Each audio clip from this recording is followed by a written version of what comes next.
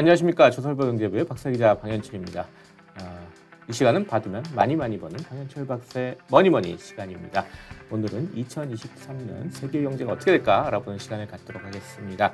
박상현 하이투자증권 전문위원 나오셨습니다. 안녕하세요. 안녕하세요. 예. 네, 박상현 위원이 잘 모르시는 분들도 있으니까 제가 짧게 소개시켜드리면 대외경제정책연구원 시작으로 해가지고 대우경제연구소, 대우증권, 리딩투자증권 등 거쳐가지고 현재는 하이투자증권에서 거시경제 분석을 담당하고 계십니다.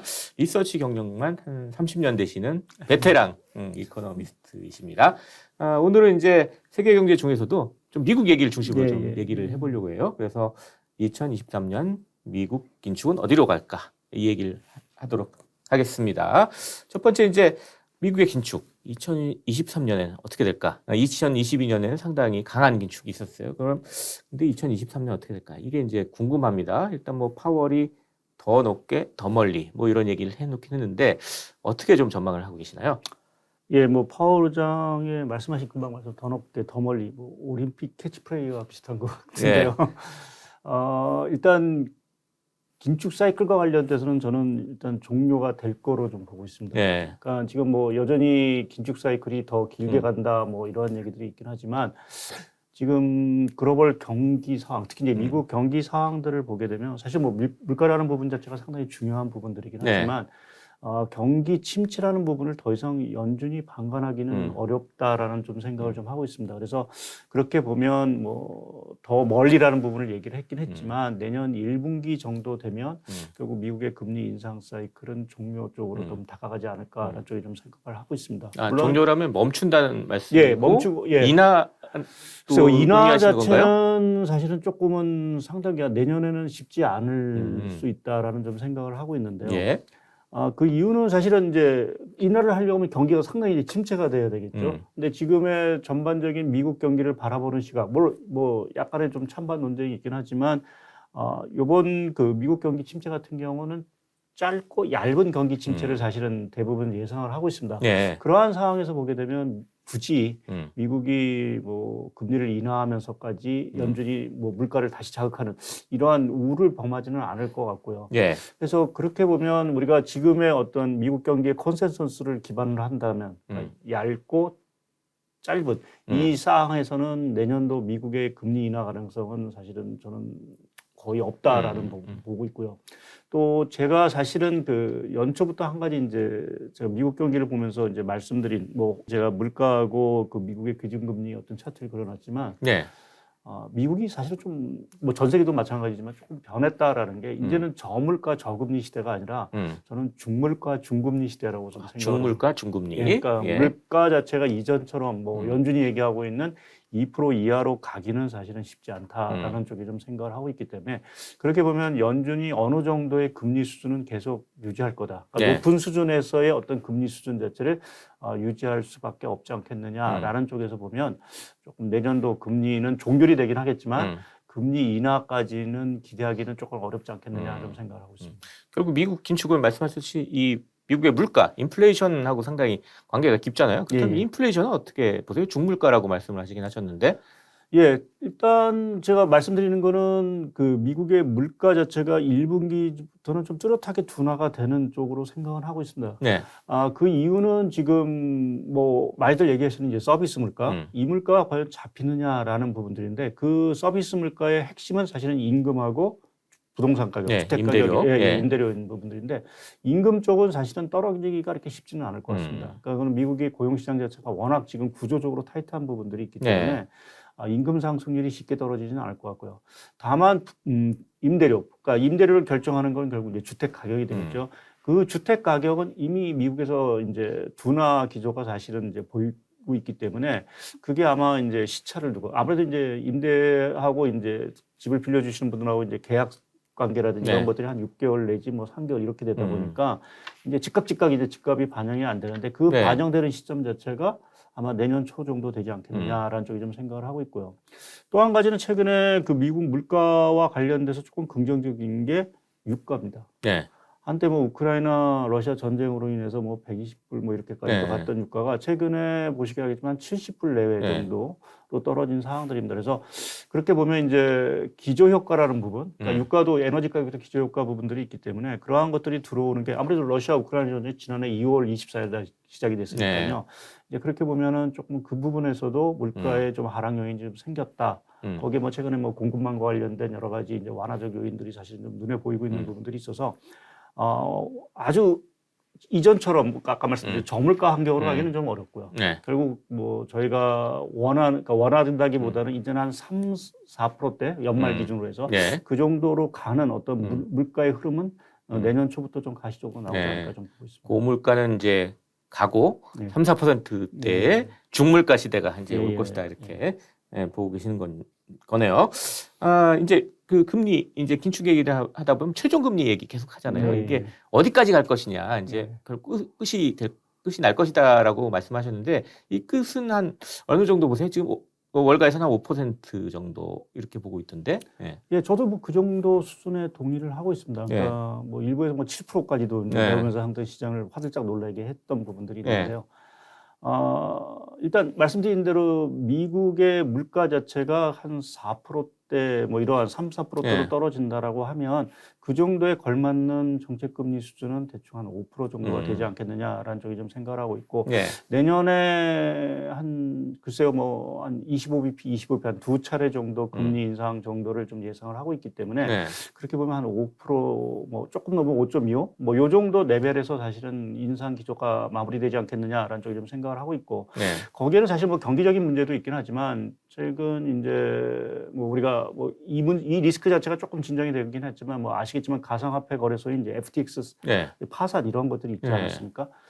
이러한 것들이 이제 항상 이제 금리 인상 사이클이 이제 전개될 때 나오는 이제 신용 위기, 부도 위험인데 사실은 5%가 넘기 시작을 하면 이제 부도 위험 자체가 상당히 커질 수 있다. 특히 이제 항상 그 미국 경기라든지 금융시장의 아킬레스건인 게 이제 부동산 시장인데 결국 5%가 넘게 되면 모기지 금리 자체가 한 7%가 넘어야 됩니다. 한 거의 8%대까지 가야 되겠죠. 이제 그렇게 되면 당연히 부동산 시장이 사실은 버티기가 쉽지는 않을 것 같습니다. 또 요번 같은 경우는 이제 뭐 가계 쪽, 미국 가계 쪽은 이전에 비해서 가계 부채 자체가 상당 부분, 그러니까 글로벌 금융위기 기준을 보면 한 30% 정도가 줄었습니다. 근데 지금 요번에 문제가 되는 건 사실 기업 부채가 사실 많이 늘었거든요. 근데 만약 뭐 5% 정도의 정책 금리를 간다 그러면 회사채 금리 이런 것들은 뭐 거의 8%, 9% 상당히 높은 수준이에요. 그렇게 되면 이제 기업들이 망하겠죠. 그래서 그러한 것들을 연준도 염두에 둘 수밖에 없기 때문에 사실은 요 부분에 보게 되면 그래서 최종 금리 수준은 물가 자체가 뭐 아주 튀어지지 않는 이상은 5% 정도가 상단으로 보는 게 맞지 않을까 좀 보고 있습니다. 미국의 침체 우려는 어떻게 봐야 되나요? 아까 그 얇고 짧은 침체가 올 것이다 그랬는데 지금 또 일각에서는 또 스태그플레이션 우려를 하는 분들도 있잖아요. 그러니까 스태그플레이션 그러니까 기준을 사실 어떻게 두냐에 따라 다른 부분들이 있는데요. 그러니까 내년 초는 약간의 미미한 스태그플레이션은 뭐 있을 수 있다라고 봅니다. 우리가 뭐 물가가 계속 떨어진다 하더라도 내년 초반 정도에는 결국 그래도 5%대 물가는 사실은 나올 테니까요. 거기에 경기 침체, 그러니까 미국 성장률이 마이너스로 갈 가능성이 사실은 있기 때문에 미약한 스태그플레이션은 있을 수 있다. 근데 우리가 지금 우려하고 있는 1980년대 뭐 또 1970년대 2차 오일 쇼크와 같은 심각한 스태그플레이션이 올 가능성은 일단은 저는 그렇게 크지는 않고 보고 있습니다. 그러니까 지금 물가라는 부분 자체가 아직은 통제 가능한 부분들로 저는 좀 보고 있기 때문에 그렇게 보면은 심각한 스태그플레이션 그 리스크에 대해서는 조금 좀 가능성을 좀 낮게 판단을 하고 있는 상황입니다. 이 금융 위기 가능성은 어때요? 아까 말씀하셨듯이 기준금리 5% 좀 넘어가면 곳곳에서 이제 악소리가 나잖아요. 이 미국의 뭐 이쪽에서 금융 쪽에서 어떤 큰 문제가 생길 그런 가능성 없을까요? 가장 이제 사실 우려하는 게 우리가 이제 경기 침체보다 제일 이제 심각한 게 사실은 금융 위기, 시스템 위기라고 말을 하죠. 이제 이러한 그 금융 위기가 또 신용 위기가 발생하게 되면은 당연히 경기 침체의 골도 깊어질 거고 회복하는데도 상당한 시간이 걸릴 수밖에 없습니다. 그것이 대표적으로 뭐 우리가 가장 근접해 있는 건 이제 글로벌 금융위기였고 또 한 번은 2001년에 이제 IT 버블 닷컴 버블 붕괴. 이러한 상황이 결국은 재개되겠느냐라는 부분에서 보면 이번 같은 경우에는 조금 그 가능성을 좀 낮게 보는데 사실은 뭐 지금 전 세계적으로 부채는 많습니다. 많지는 많은데 아까 말씀드린 대로 미국 가계 쪽은 그 글로벌 금융위기 당시에 강제적으로 부채 조정이 됐습니다. 그러니까 뭐 차업을 하고 집을 뺐고 뭐 이런 과정 속에서 일단 부채가 상당 부분 낮았고요. 가계 부분은 좀 예, 이제 위험성이 거기다 이제 없고. 고용 시장 자체도 예. 탄탄하다는 부분에서 대부분 이제 가계가 이제 이자 상환에 대한 능력 자체가 있기 때문에 네. 그 가계발 어떤 리스크 자체는 크지는 않은데 이제 온다고 하면 이제 국채 시장하고 이제 기업 부채 쪽이 되겠죠. 근데 정부 부채 부분에 있어서는 미국이 망한다고 얘기는 못할 것 같고요. 이제 그 문제 좀 차일피 놓고 네. 남은 게 이제 기업 부채 부분인데 미국의 기업 부채 문제. 예, 예. 이 부분에 있어서는 조금 리스크는 분명히 있습니다. 특히 이제 미국이 그 뭐 저희가 들어보셨는지 모르겠지만 레버리지 론이라는 게 있습니다. 네. 이 레버리지 론이라는 거는 이제 신용 등급이 낮은, 음. 그러니까 이제 정상적인 그 시장에서 뭐 채권을 회사채를 발행하거나 은행에서 이제 차입을 할 수 없는 이제 그러한 기업들에게 빌려준 이제 그 기업 대출이 되는데요. 이 규모 자체가 한 1조 미국 기준으로 보면 한 1조 4천억 정도 됩니다. 그러니까 그거는 서프라임 당시에 그러니까 글로벌 금융위기 당시 서프라임 규모 자체가 1조가 조금 넘었으니까 그보다 더 많은 규모죠. 네. 그래서 이렇게 보면 이쪽이 상당히 이제 문제가 있는 것이 아닌가라는 네. 이제 우려가 사실은 좀 제기될 수 있는 부분들인데. 네.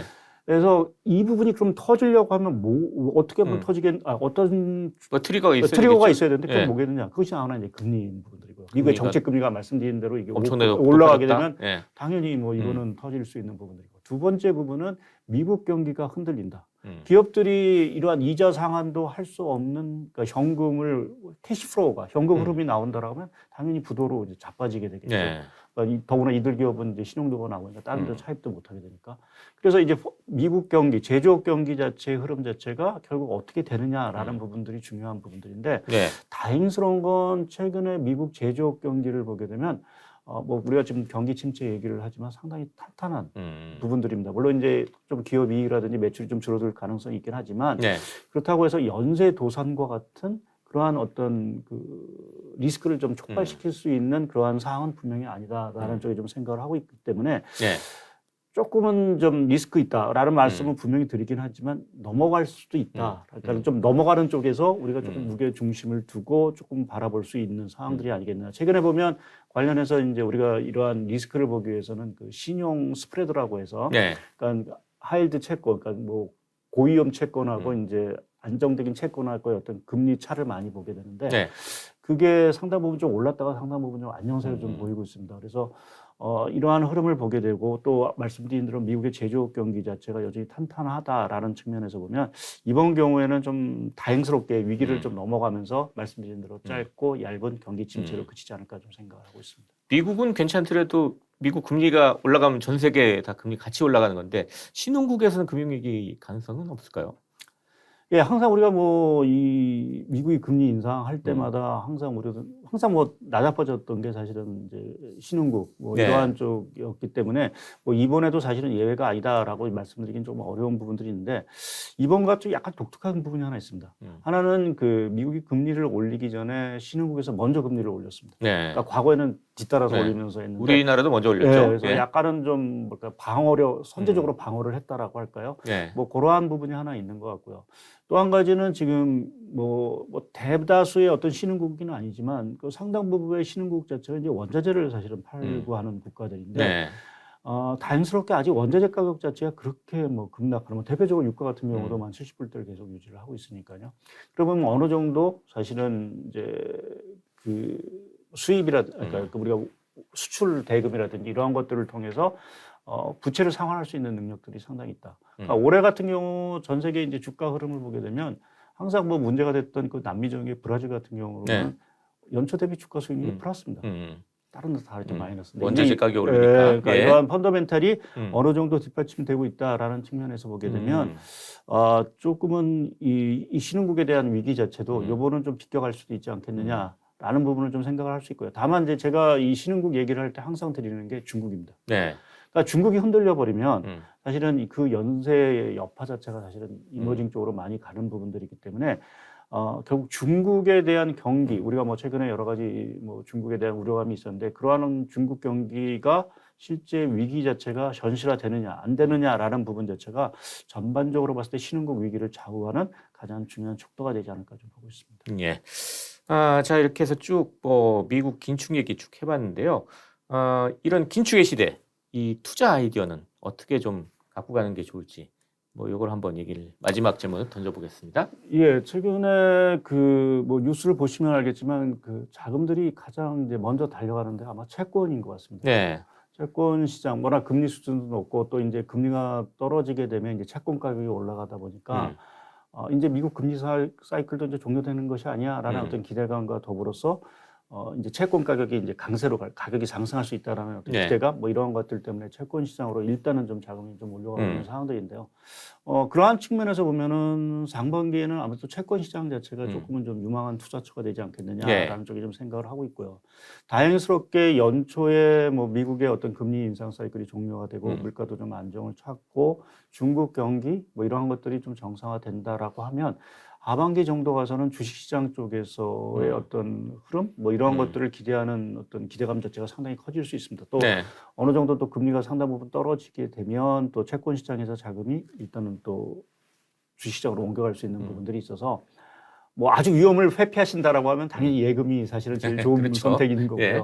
뭐 고금리 예금이 많이 나오니까. 고금리니까 그러한 상황에서 조금은 더 수익을 원하신다라고 하면 일단은 뭐 채권을 권해드릴 수밖에 없는 상황들이고 예. 상반기 특히 이제 1분기 정도의 리스크가 크게 터지는 것들이 없다라고 하면 그 다음부터는 좀 주식 쪽으로 특히 저 같은 경우는 사실은 좀 그 최근에 좀 많이 떨어진 우리가 성장주라고 얘기하죠. 네. IT 이러한 쪽에 대한 어떤 그 향후의 그 잠재적인 포텐셜이랄까요, 잠재력에 대해서 저는 아직도 좀 확신을 좀 갖고 있는 상황들이고 네. 세상이 좀 변했다라는 좀 생각을 갖고 있기 때문에 그러한 측면에서 지금 많이 떨어져 있는 미국의 어떤 우량주 또 우리나라의 어떤 그러한 성장주 네. 이러한 부분의 투자도 내년 하반기 정도에는 좀 고려해볼 대상이 아닌가 좀 생각을 하고 있습니다. 예, 알겠습니다.